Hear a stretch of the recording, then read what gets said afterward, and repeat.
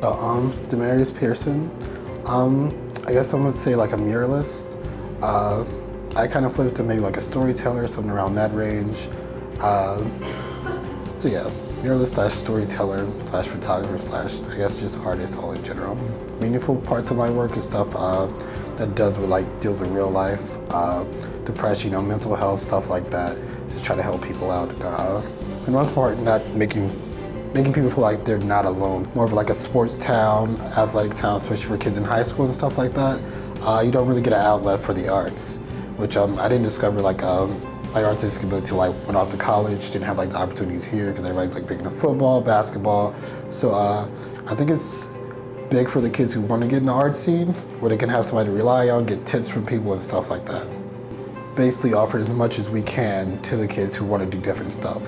So as many like different professions as we can push towards people that be in any kind of art field, just showing them there's different routes to take and different people to talk to for whatever you want to specialize in. I add a lot of different aspects to it of things like I like, things I think look cool, things that kind of help the picture. So what I really want them to do is essentially just draw a big circle right on their sheet, and for the most part, put everything in there that either makes them happy, what made them want to get into the arts, just in that big circle, whether that be words, pictures, people, anything like that, just so they have kind of reference to go back to know why they wanted to get into the art field. I think both parts are equally beneficial.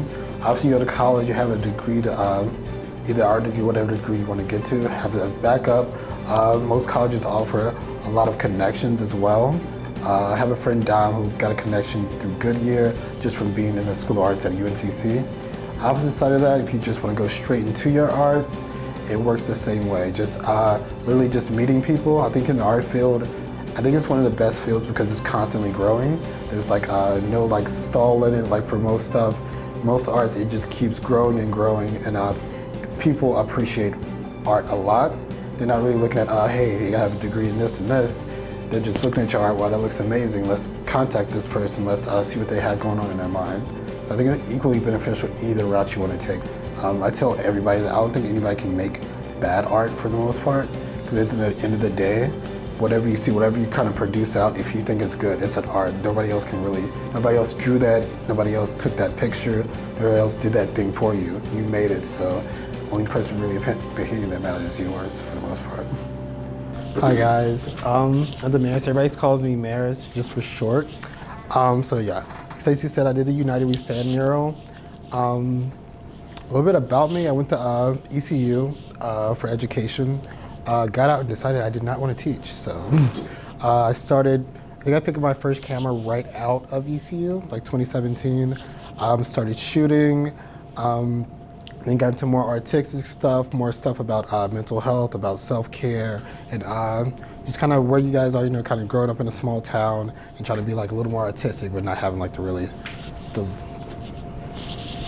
place to do it, if that makes sense. But yeah, that's a little about me. Says you want to get into the questions? Okay, if you could just speak up just a little bit. I'm sorry. I didn't even know you were talking to me.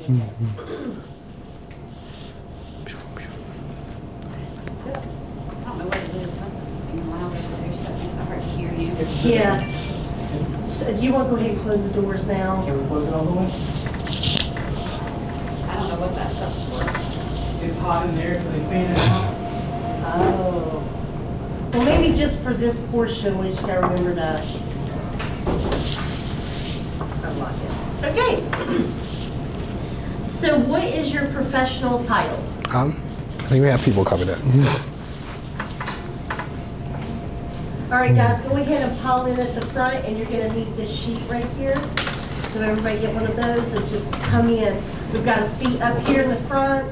We like fill these rows in because we want to get all of you in the shot.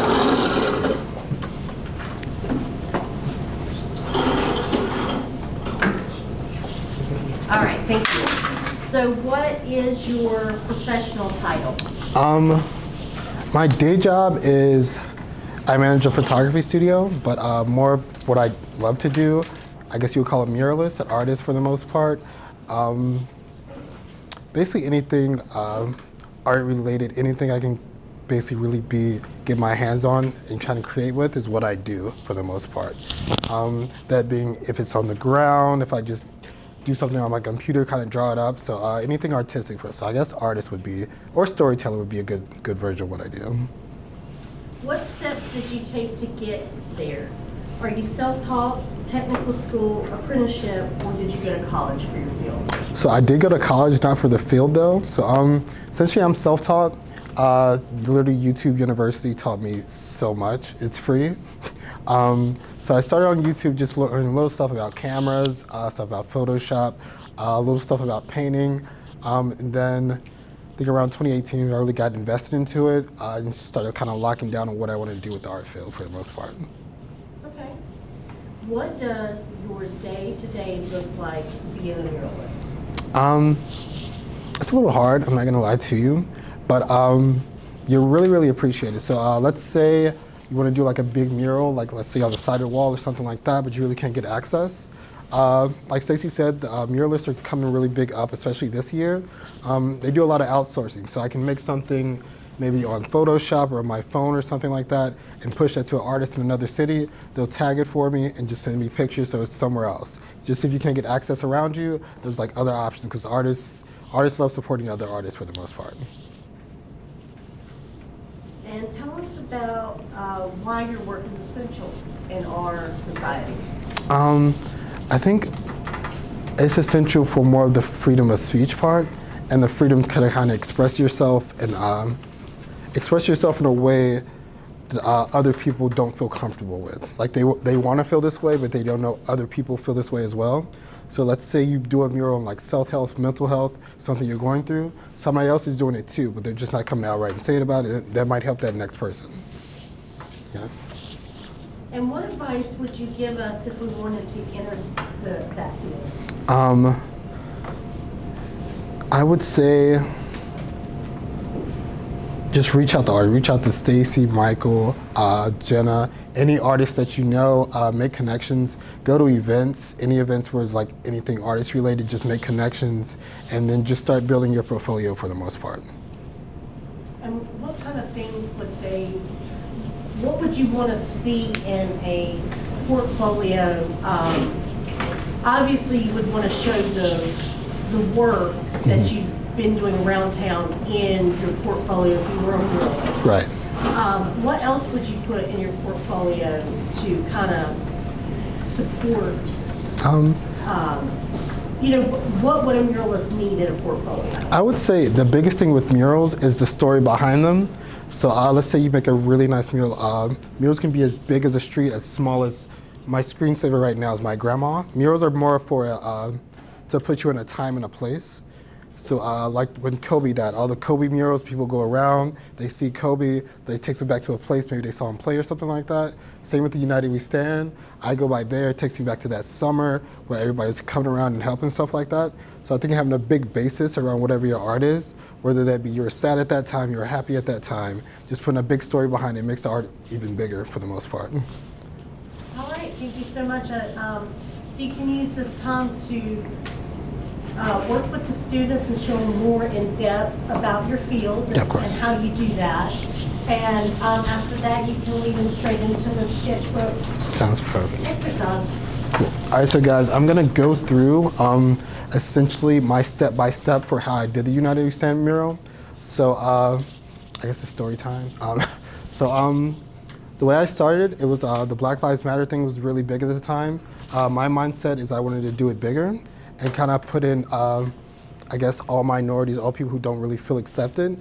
So my first process was what words could I put together to make it bigger? That being United We Stand. The next step was trying to get it anywhere in Lincolnton I could. So sent a few texts out, finally got the number of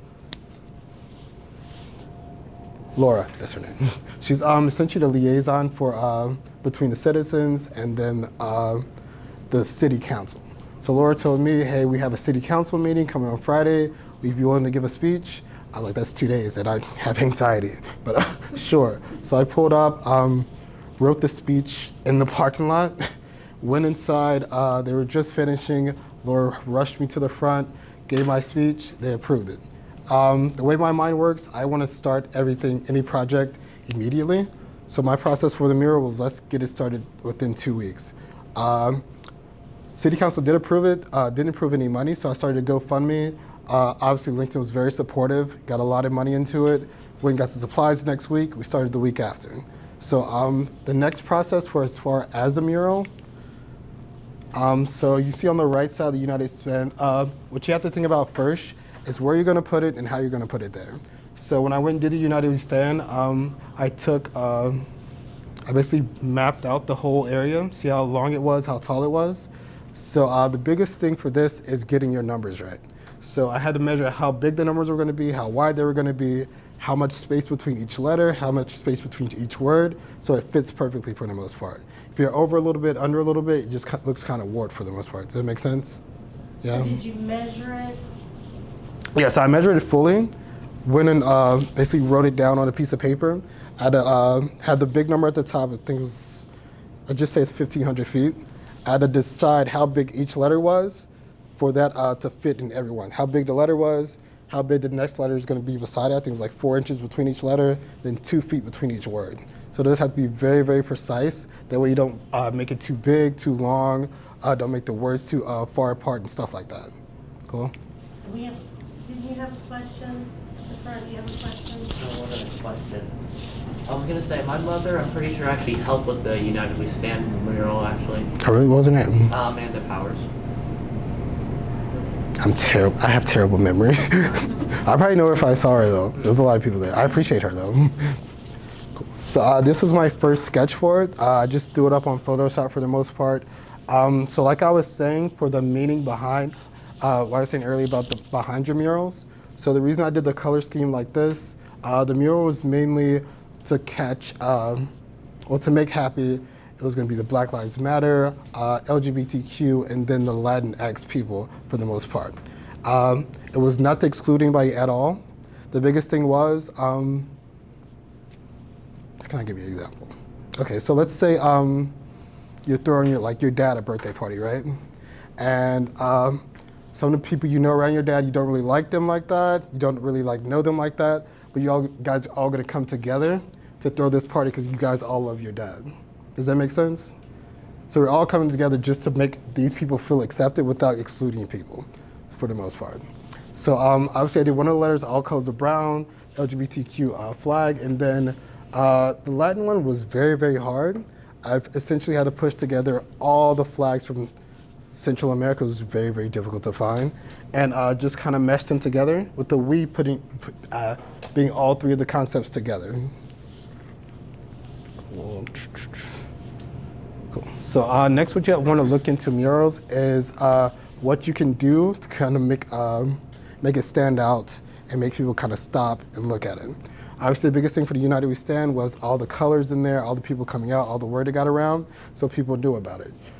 Same can be applied to with stuff like this. So this is one I did that I outsourced. It's somebody, I believe it's in Jersey, basically tagged for me. I made the concept.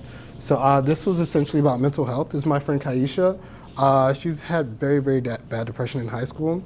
So we did this shoot for her, and I essentially asked her what her favorite things were, just in life for the most part.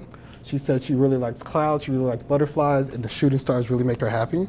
So for the most part, I just kind of meshed things together for her to make something that kind of looks like this.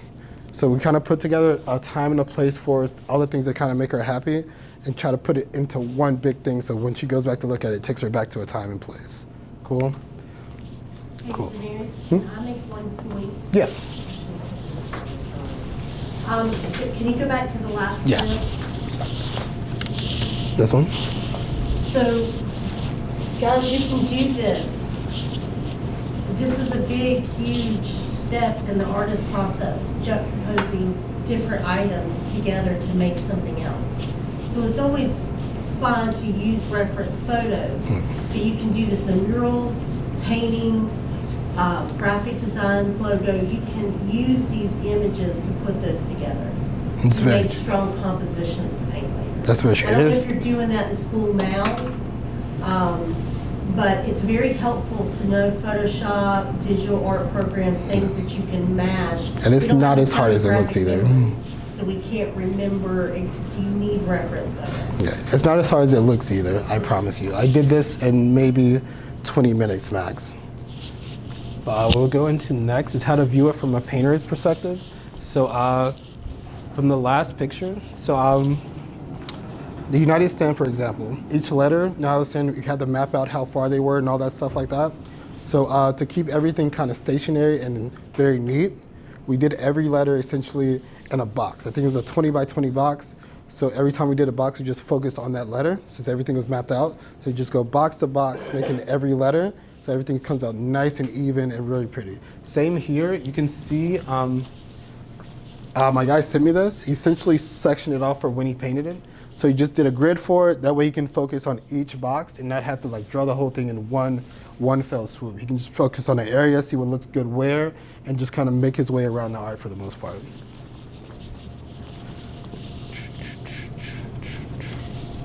Cool. So same here, like I was saying, we made essentially a box. You can see with the U, made like a big box around the U, just filled it in from there and just mapped out the whole thing before we even started painting. We made a box for every letter, told them how far the boxes were apart, and just made our way down. So having a good game plan for murals is very, very important. You don't want to just, just start tagging a wall and then you mess up somewhere and now you have to respray the whole thing or anything like that.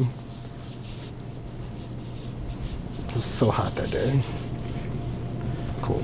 Last thing is always believe in what you're doing. If you're doing art, most of the time it's for a reason, if not all the times.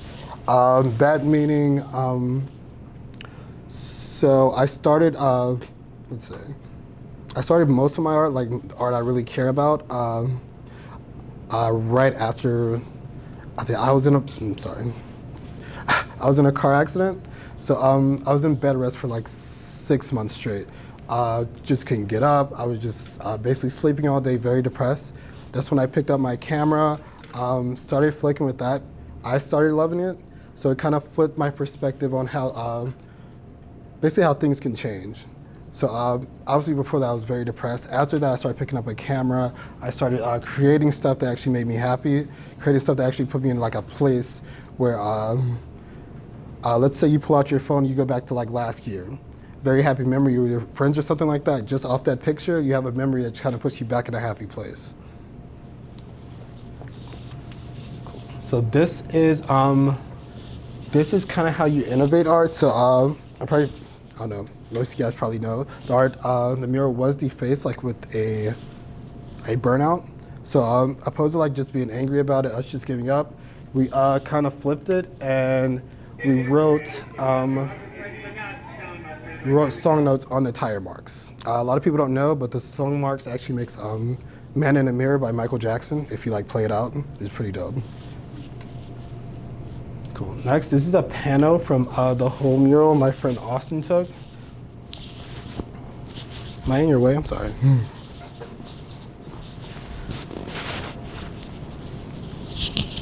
So as you can see, because we kept everything in lines and everything spaced, how even the letters come apart, how the words separate just enough that it actually makes a word. The I was a little janky because we didn't do capitalized. That was my fault. Cool. And then this last video I'm gonna show you is another piece I'm currently working on. It's not done yet, but it's just gonna show you the step-by-step process of how I did it for the most part. I'll get out the way. And it's a speed edit, so just bear with me.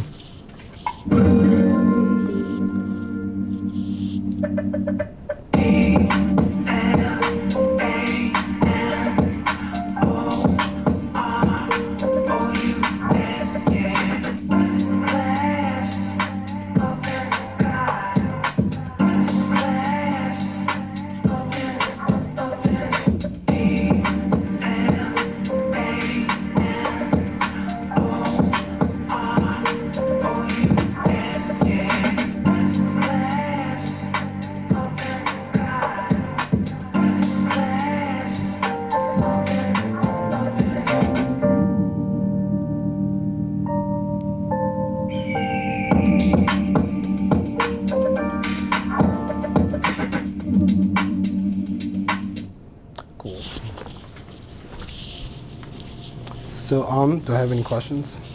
Anybody? No? Cool. So the sketch exercise, correct? I'm sorry, what? Sketch exercise, right? Yeah, so we'd like to do something in the sketchbook, kind of in the same, super style or an exercise that you would actually do in your own sketchbook. Okay. Like you mentioned a lot of planning, and a lot of like storytelling.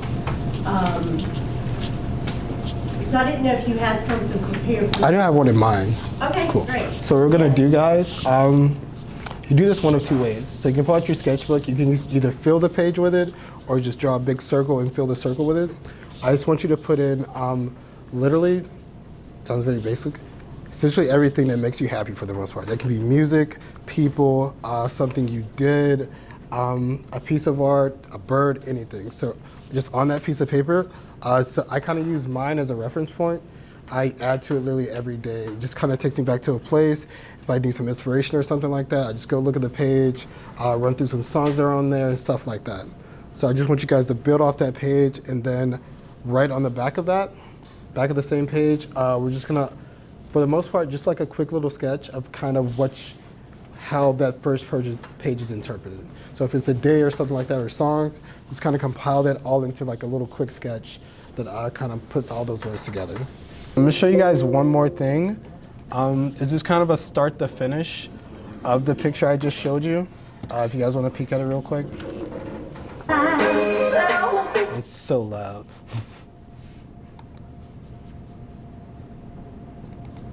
Okay.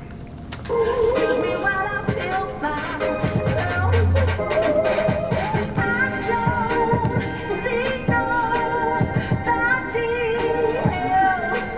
Excuse me while I feel myself. Excuse me while I feel myself. Look up in the mirror, all I'm having visions. So like I said, it's not hard at all. I literally learned all that on YouTube in like less than 24 hours for the most part.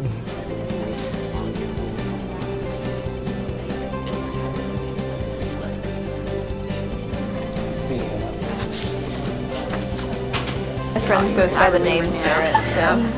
Tell me about your. Is this kind of a start to finish?